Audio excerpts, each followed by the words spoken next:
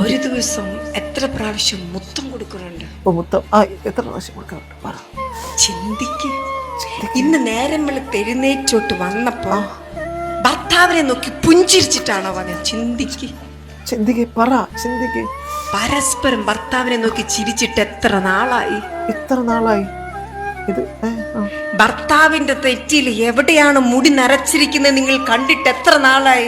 എവിടേക്കാ മുടി നരച്ചിരിക്കുന്നത്? എവിടെയൊക്കെയെന്നാ? തമ്പുരാനെ കൈവിടല്ലേ, തമ്പുരാനെ കൈവിടല്ലേ. തമ്പുരാനെ അപ്പൂപ്പൻ താടി പോലെ പറന്നു പറന്നു പോകണമെന്ന് ആഗ്രഹം. എന്റെ ഇഷ്ടം നീ തിരിച്ചറിയുന്നുണ്ടെന്ന് എന്നെ ഒഴിവാക്കല്ലേ തമ്പുരാനെ. പറ്റാണ്ടായിരിക്കണോ എനിക്ക്? വയ്യണ്ടായി. ഹലോ ഗൈസ്, വണക്കം. എന്താ നിങ്ങൾ കേട്ടതല്ലേ? എന്ത് കേട്ടായിരുന്നാലും അതല്ല, ഇതുവഴി കളഞ്ഞേക്കണം. ഇതിൻ്റെ പിന്നിൽ വേറെ പല കാര്യങ്ങളുണ്ട് ഗൈസ്. അപ്പോൾ നമ്മളിപ്പോൾ ഈ കേട്ടുകൊണ്ടിരുന്ന സാധനം ശരിക്കും പറഞ്ഞാൽ ഒരു വർഷത്തിന് മുമ്പ് കേട്ടൊരു സാധനമാണ്. അപ്പം ഈ ഒരു വോയിസിന് പിന്നിൽ നമ്മൾ കേൾക്കുന്ന ആ ശബ്ദത്തിൽ ഒരു ലേഡി, അവർ ശരിക്കും പറഞ്ഞാൽ അവർ പ്രാർത്ഥിക്കുന്നതാണ്. ബട്ട് ആ പ്രാർത്ഥനയായിട്ട് നമുക്ക് തോന്നിയിട്ടില്ലെങ്കിൽ അത് നമ്മുടെ ആരുടെയും കുഴപ്പമൊന്നുമല്ല. അത് പ്രാർത്ഥിച്ച ആളുടെ കുഴപ്പം തന്നെയാണ്, ഇല്ലാതെന്ന് പറയാൻ വേണ്ടിയിട്ട് പറ്റത്തില്ല. സോഷ്യൽ മീഡിയയുടെ അകത്ത് ഉള്ള പക്ക ഈ സോക്കോൾഡ് മോട്ടിവേഷൻ സ്പീക്കേഴ്സൊക്കെ ഉണ്ട്. ഓക്കെ, എല്ലാവരുടെ ഒരു 99% പേരും ഇവരുടെ റിയൽ ലൈഫും ഇവർ പറയുന്ന ഈ അപരാധവും തമ്മിൽ യാതൊരു ബന്ധവും ഉണ്ടാവത്തില്ല. നിങ്ങൾക്ക് മറ്റേ കയറെടുക്കാൻ വേണ്ടി നിൽക്കുന്നവന് മോട്ടിവേഷൻ കേട്ട് കഴിഞ്ഞാൽ കയറെടുക്കാതെ അങ്ങനെയാണെങ്കിൽ പിന്നെ അങ്ങനെ സംഭവിക്കത്തില്ലല്ലോ. സോ അതൊന്നുമല്ല. ബട്ട് സ്റ്റിൽ ഞാൻ പറയാം, ജീവിതാനുഭവങ്ങൾ കൊണ്ട് നമ്മൾ പ്രതിബന്ധങ്ങളെ തരണം ചെയ്യാൻ വേണ്ടി പഠിക്കണം. അത് തരണം ചെയ്തവർ പറഞ്ഞാൽ അതിൽ നിന്ന് അനുഭവങ്ങൾ വേണമെങ്കിൽ നമുക്ക് കടമെടുക്കാം. അതിനപ്പുറത്ത് മോട്ടിവേഷനൊക്കെ വെറും പരിപാടിയാണ്. മനസ്സിലാവുന്നുണ്ടോ? അതിന് ഉത്തമ ഉദാഹരണമാണ് നിങ്ങൾ ഇനി കാണാനും കേൾക്കാനും വേണ്ടിയിട്ട് പോകുന്നത്. സ്വന്തം ഭർത്താവിനാൽ ഭാര്യ തലയ്ക്കടിച്ച് മാരകമായി മുറിവേറ്റ് ഭയങ്കരമായിട്ടുള്ള പ്രശ്നങ്ങളൊക്കെ നടക്കുന്നൊരു വിഷയം സോഷ്യൽ മീഡിയക്കകത്ത് കേൾക്കുന്നുണ്ട്. ഇവർ രണ്ടുപേരും ഇതാണ് ഈ സുവിശേഷമാണോ അതോ പ്രീസ്റ്റുകൾ എന്തോ ഇവർ രണ്ടുപേരും ഒരേപോലെ ആൾക്കാരെ ഇങ്ങനെ മോട്ടിവേറ്റ് ചെയ്ത് ഇൻഫ്ലുവൻസേഴ്സ് എന്നൊക്കെ പറഞ്ഞിട്ടാണ് ന്യൂസ് വന്നേക്കുന്നത്. ജസ്റ്റ് ആ ന്യൂസ് നിങ്ങളൊന്ന് കണ്ടു നോക്കാം. ആലക്കുടിയിൽ ഇൻഫ്ലുവൻസർ ദമ്പതിമാർ തമ്മിൽ അടി. ഭാര്യയുടെ പരാതിയിൽ ഭർത്താവിനെതിരെ കേസ് എടുത്തിരിക്കുകയാണ്. ഫിലോ കാലിയ ഫൗണ്ടേഷൻ നടത്തിപ്പുകാരായ ജിജിമാരായും ഭർത്താവ് മാരിയോ ജോസഫും തമ്മിലെ കുടുംബ തർക്കം പറഞ്ഞു തീർക്കുന്നതിനിടെയാണ് അടിപിടി ഉണ്ടായതെന്നാണ് പുറത്തു വരുന്ന.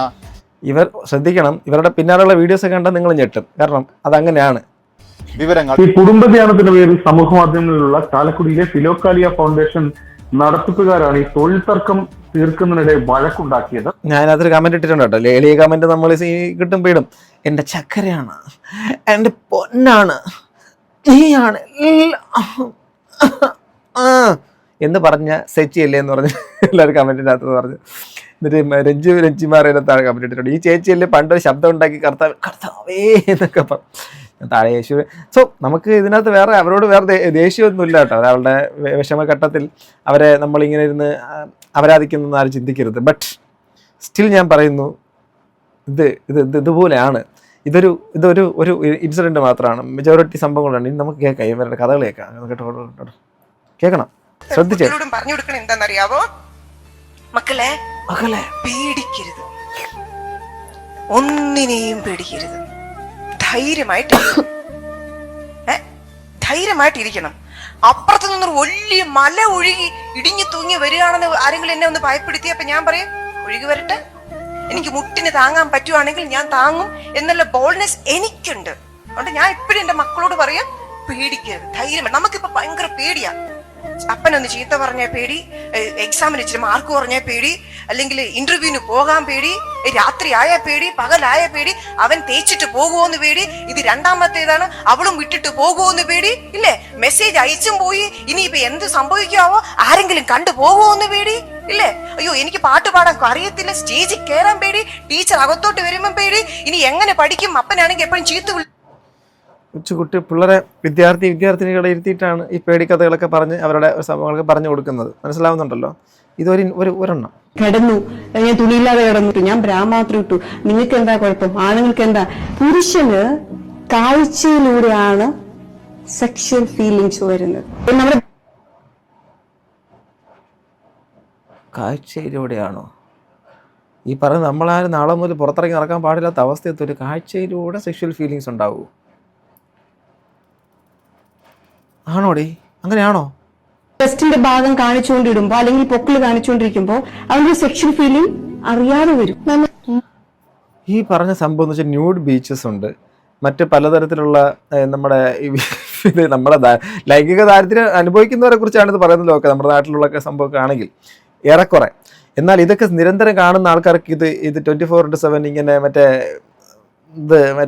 റോക്കറ്റ് മറ്റേ ഇതെന്ത് ചെയ്യുന്നു താല്പര്യം തോന്നിക്കൊണ്ടിരിക്കുമോ? മൈ ബോഡി മൈ റോൾ എന്നൊരു കൺസെപ്റ്റ് ഇപ്പൊ നിലനിൽക്കുന്നുണ്ട്, എസ്പെഷ്യലി പെൺകുട്ടികളിൽ. അതിനെ കുറിച്ച് മാമിന് എന്താണ് പറയാനുള്ളത്? നമുക്കങ്ങനെ പറയാം, പക്ഷെ അത് കഴിഞ്ഞിട്ട് അതിന്റെ കോൺസിക്വൻസ് കാണുമ്പോ പിന്നെ കരഞ്ഞോണ്ട് വരരുത്. ഞാൻ ഏറ്റവും വലിയ പ്രത്യേകത അറിയാമോ, ഇവരുടെ പ്രവൃത്തിയും ഇവരുടെ വാക്കുകളും യാതൊരു ബന്ധമല്ല. ഭർത്താവ് വന്നു, എനിക്ക് സഹതാപം തോന്നി. വാശിക്ക് ഈ ഭാര്യക്ക് ഭയങ്കര സംശയമാണ് ഭർത്താവിന്. നിങ്ങൾ ആ പെണ്ണിന്റെ കൂടെ പോയില്ലേ, നിങ്ങൾ ആ പെണ്ണിന്റെ കൂടെ പോയില്ലേ, ആ പെണ്ണിന്റെ കൂടെ പോയില്ലേ, പറഞ്ഞ് അയാൾ വാശിക്ക് ഒരു ദിവസം വേശ്യാലയത്തിൽ പോയി. എവിടെ പോയി?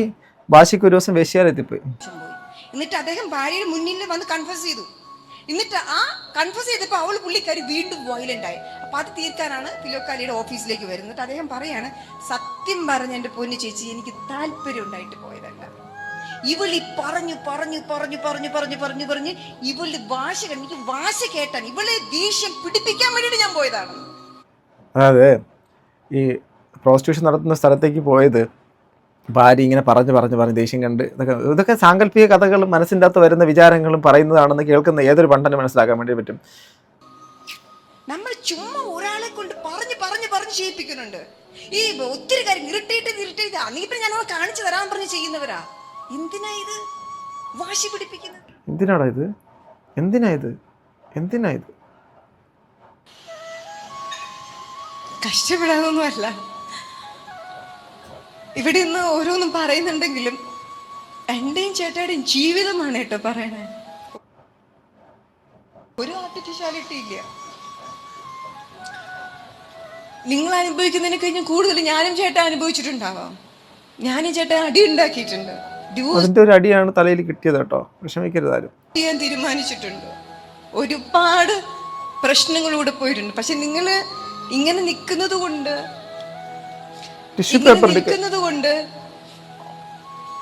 സങ്കടമില്ല, പ്രശ്നങ്ങളില്ലാത്തവരാണെന്ന് ചിന്തിക്കരുത്. ചെറിയ വിഷമമുണ്ട്. ആ സൗഭാഗ്യങ്ങൾ ഇരുന്നിട്ടാണ് ഇങ്ങനെയൊക്കെ പ്രസംഗിക്കുന്നേ, ക്ലാസ് എടുക്കണേന്നൊന്നും ചിന്തിക്കരുത് കേട്ടോ. ഒരുപാട് വേദനയുണ്ട്, ഒരുപാട്. അവരുടെ സ്വന്തം കുടുംബത്തിൻ്റെ അകത്ത് വലിയ പ്രശ്നങ്ങളുണ്ട്. അതിൻ്റെ അകത്തുള്ള ഒരുപാട് വേദനകളും വിഷമങ്ങളും അനുഭവിച്ചുകൊണ്ടൊന്ന് പബ്ലിക്കിനൊന്ന് ക്ലാസ് എടുക്കുന്നുണ്ട്.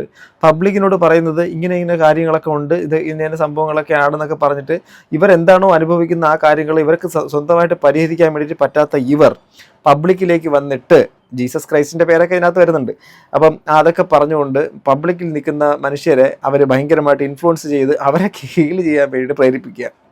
റിയൽ ലൈഫിൻ്റെ അകത്ത് ഇതൊന്നും വർക്കൗട്ട് ആവാത്ത ആൾക്കാരാണ് പബ്ലിക്കിനെ വന്നിരുന്നിട്ട് പറയാൻ വേണ്ടി നടക്കുന്നത്. എന്തൊരു രസമല്ലേ? തീയുണ്ട്, പക്ഷേ അത് എങ്ങനെ ടാക്കിൾ ചെയ്ത് കൊണ്ടുപോകുന്നു എന്നുള്ളതാണ് ഞങ്ങളുടെ ലൈഫിന്റെ അച്ചീവ്മെന്റ്. നമ്മളിപ്പോൾ തലക്കടി കിട്ടിയപ്പോഴേക്കും മനസ്സിലായില്ല അച്ചീവ്മെന്റ് എന്താണെന്ന്. പുള്ളിക്കാർ നന്നായിട്ട് അടിച്ചു കൊടുത്തായിരുന്നു.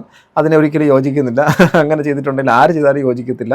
അത് എന്ത് തരം മോശമായിട്ടുള്ള പ്രവൃത്തി ചെയ്തിട്ടുള്ള ഒരാളാണെങ്കിലും അങ്ങനെ ഒരാളുടെ ശരീരത്തിൽ കയ്യേറ്റം നടത്തിയിട്ട് ഒരു സംഭവം ഉണ്ടാക്കിയതിന് നമ്മൾ പരിഹസിക്കുകയില്ല. ബട്ട് ഇവരുടെ പരിഹാസം ഞാൻ അടക്കി പിടിച്ചിട്ടാണ് സംസാരിക്കുന്നത്. ഓൾറെഡി ഒരു വീഡിയോ ചെയ്തിട്ട് അത് ശരിക്കും ഇച്ചിരി കടന്നു പോയോ എന്നൊരു തോന്നൽ കൊണ്ടിട്ടാണ് ഞാൻ ആ ഒരു സാധനം ഡിലീറ്റ് ചെയ്ത്. വേണമെന്ന് പറഞ്ഞാൽ വേണമെങ്കിൽ അപ്ലോഡ് ചെയ്യാം. വേണ്ട അത് വേണ്ട, ഇത് തന്നെ മതി. അതാണ് ഈ ഫിലോക്കാലിയ ഫൗണ്ടേഷൻ. ഓക്കെ, എപ്പോഴും ഞങ്ങൾ ഫിലോക്കാലിയ ഫൗണ്ടേഷൻ മനസ്സിലാവുന്നുണ്ട്. ഇവരൊരു ഫിലോയാണെങ്കിൽ അദ്ദേഹം കാലിയാക്ക പണ്ടാരടങ്ങേണ്ട സമയം ഉണ്ടൊക്കെ ഇതൊക്കെ ഇവർ തന്നെ പറയുന്നതാണ് കേട്ടോ. അതൊന്നും ആരും പറയണമെന്നല്ല. ഇവരുടെ ഹസ്ബൻഡ് ഇവിടെ ഫിലോക്കാലിയ ഫൗണ്ടേഷൻ.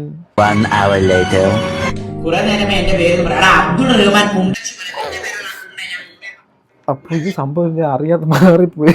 എന്റെ പൊന്നേ, നീ പ്രണയിക്കുന്ന പെൺകുട്ടി തലക്കടിച്ച മഹാനാണ്. സമ്പത്ത് അനാവശ്യമായിട്ട് സമ്പത്ത് ചെലവഴിക്കാൻ നിന്നെ പ്രേരിപ്പിക്കുന്നില്ല. മറിച്ച് നിന്റെ കയ്യിലുള്ള സമ്പത്ത് ഭാവിക്ക് വേണ്ടി ഇൻവെസ്റ്റ് ചെയ്യാൻ മാത്രമാണ് നിന്നെ പ്രേരിപ്പിക്കുന്നെങ്കിൽ അതൊരു നല്ല സൈനാണ്. അദ്ദേഹത്തിൻ്റെ ഭാര്യയ്ക്ക് അടി കൊടുത്തതിൻ്റെ പിന്നിൽ അദ്ദേഹത്തിന് പറയുന്ന ന്യായം ചിലപ്പോൾ ഇത് തന്നെ ആയിരിക്കും. എൻ്റെ കയ്യിലിരിക്കുന്ന പൈസ ഇവൾ പരമാവധി ചിലവാക്കാൻ വേണ്ടി ശ്രമിക്കുന്നതായിരിക്കും, ഒരു തരത്തിലും അത് നാളത്തേക്ക് മാറ്റിവെക്കുന്ന സ്വഭാവക്കാരി എന്നുള്ളതുകൊണ്ടാണോ തലക്കടിക്കുള്ള കാരണം. രണ്ടാമത്, നിനക്കെന്തെങ്കിലും വിഷമം വന്നാൽ അവളുടെ മുമ്പിൽ വെച്ച് പൊട്ടിക്കരയാനുള്ള ഫ്രീഡം. അങ്ങനെ നീ കരഞ്ഞാല് നീ ആണല്ല എന്ന് പറയുകയോ നിനക്ക് കഴിവില്ല എന്ന് പറയുകയോ നിന്നെ കുറ്റപ്പെടുത്തുകയോ ഒന്നും ചെയ്യില്ല. നിനക്ക് തനി നിന്റെ സ്വഭാവം അവളുടെ മുമ്പിൽ കാണിച്ചാലും, തനി സ്വഭാവം കാണിച്ചു, തലമണ്ട അടിച്ച് പൊട്ടിച്ചു കാണിച്ചാലും അവളൊന്നും പറയില്ല അല്ലേ. ഒരു വിഷമമില്ലാത്തൊരു പെണ്ണുണ്ടല്ലോ, അത് കറക്റ്റായി. അവസാനം മനസ്സിലാകുന്നുണ്ടോ? ഈ മോട്ടിവേഷൻ സ്പീക്കേഴ്സ് പറയുന്നതെല്ലാം കേട്ടിട്ട് അന്തം വിട്ട് കുന്തളിച്ച് ഇവരെല്ലാം പറഞ്ഞത് കറക്റ്റാണെന്ന്. ആക്ച്വലി മോട്ടിവേഷൻ റിയൽ ലൈഫിൽ അനുഭവങ്ങളിലൂടെ മാത്രമേ നേടാൻ വേണ്ടിയിട്ട് പറ്റുള്ളൂ. ആ മോട്ടിവേഷൻ എടുക്കുന്നതെന്ന് വെച്ചാൽ പ്രതിബന്ധങ്ങൾ ഒരാൾ തരണം ചെയ്യുമ്പോഴാണ്. പ്രതിബന്ധങ്ങളെ തരണം ചെയ്യാൻ മറ്റുള്ളവരുടെ അനുഭവങ്ങൾ എടുക്കുന്നതിന് കുഴപ്പമൊന്നുമില്ല. മറ്റുള്ളവരുടെ അനുഭവങ്ങൾ എടുത്തിട്ട് അതിൻ്റെ സമാനമായ രീതിയിലേക്ക് നമ്മൾ കടന്നു പോകുന്നെങ്കിൽ ആ അനുഭവത്തിൻ്റെ അകത്ത് എന്തെങ്കിലും എടുക്കാൻ വേണ്ടിയിട്ട് പറ്റുമെങ്കിൽ ഓക്കെ. അവരാരും നിങ്ങളെ മോട്ടിവേറ്റ് ചെയ്യാൻ ശ്രമിക്കത്തില്ല. അതാണ് വേറെ രസം. ലൈഫിൻ്റെ അകത്ത് വലിയൊരു സിറ്റുവേഷൻ കടന്നുപോയ ഒരു ക്രിട്ടിക്കൽ സിറ്റുവേഷൻ കടന്നുപോയ വ്യക്തി ഒരിക്കലും നിങ്ങൾ ഇങ്ങനെ പോകണം എന്നൊരാളോടും പറയത്തില്ല. അതാണ് അനുഭവജ്ഞാനികളുടെ പ്രത്യേകത. മറിച്ച് മോട്ടിവേഷൻ സ്പീക്കേഴ്സിന്റെ പ്രത്യേകത അറിയാമോ? ഇതുപോലെ വളവളവളവള എന്ന് പറഞ്ഞുകൊണ്ടിരിക്കും. മനസ്സിലാകുന്നുണ്ടോ? ജീവിതത്തിൽ നിനക്ക് എന്തെങ്കിലും പരാജയം വന്നാൽ നിന്നെ കളിയാക്കാത്ത, നിന്നെ കുറ്റപ്പെടുത്താത്ത, നിന്നെ എൻകറേജ് ചെയ്ത് വീണ്ടും ഉന്നമനത്തിലേക്ക് നയിക്കുന്ന ഒരു വ്യക്തി.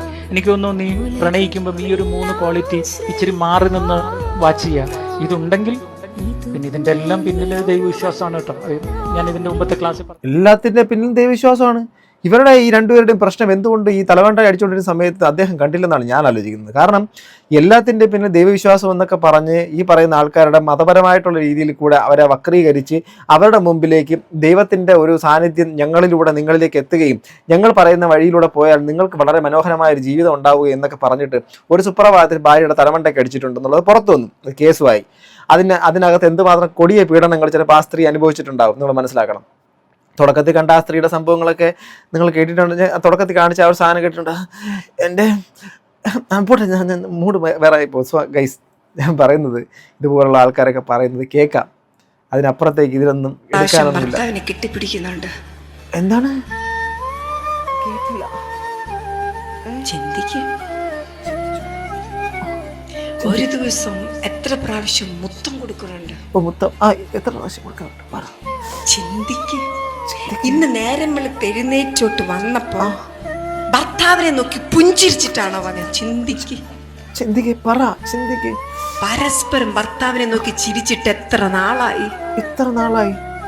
ഇത് ഭർത്താവിന്റെ തെറ്റിൽ എവിടെയാണ് മുടി നരച്ചിരിക്കുന്നത് നിങ്ങൾ കണ്ടിട്ട് എത്ര നാളായി? എവിടേക്കാ മുടി നരച്ചിരിക്കുന്നത്? എവിടെയൊക്കെയെന്നാ? അതൊക്കെ എന്തിനു നമ്മളെന്തോ